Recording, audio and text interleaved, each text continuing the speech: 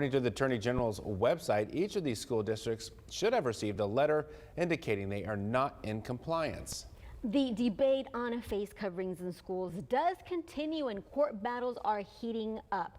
Pediatricians of the CDC and scientists all recommend masks in schools. Attorney General Ken Paxton is suing 6 Texas school districts currently defying Governor Abbott's ban on mask mandates. More litigation is likely because dozens of districts have defied the governor, making it mandatory to wear a mask. Paxton released a statement criticizing those districts, saying not only are superintendents across Texas openly violating state law, but they are using district resources that ought to be used for teacher merit, raises, or other educational benefits to defend their unlawful political maneuvering.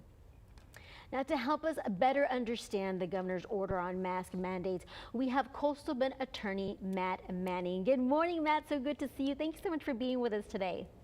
Good morning. Thanks for having me. I'm glad to be here with you. So is there legal ground for these schools to stand on?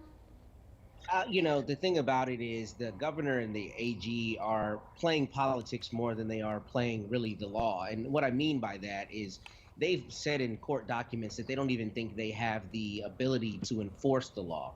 So frankly, what it comes down to is really the juxtaposition between the idea that the state at large should be able to determine what's happening as it relates to mandates as opposed to the local community. That's the whole issue. That's why the AG is suing. He's saying that essentially the governor is the only one who has the authority to determine what happens as it relates to masks.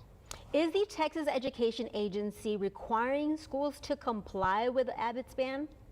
Great question. No, it's not. And that's one of the things that's important is the TEA is not even promulgating the rule, or rather requiring the rule. And the AG understands that a lot of the school districts are openly flouting the governor's law, and they're standing on the basis saying, look, we are the ones in our local community who understand what our community needs and understand the particular risks. And as such, we're going to put forth the policies that we think best protect our students. Matt, is the governor in violation of a Texas education code because children with disabilities are entitled to learn and interact with their non-disabled or atypical peers in a safe and healthy educational environment? I can't speak intelligently on that section of the education code, not knowing it offhand.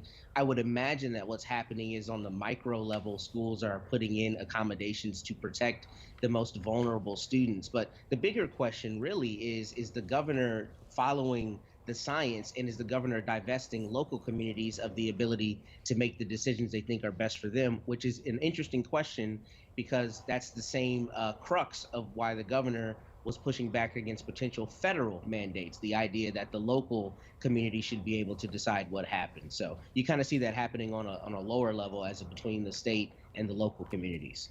Matt, thank you so much. I know we have more questions, and you'll be speaking to John Thomas later on during our newscast. We appreciate your time. Stay put, get some more coffee. We're not done. We appreciate you.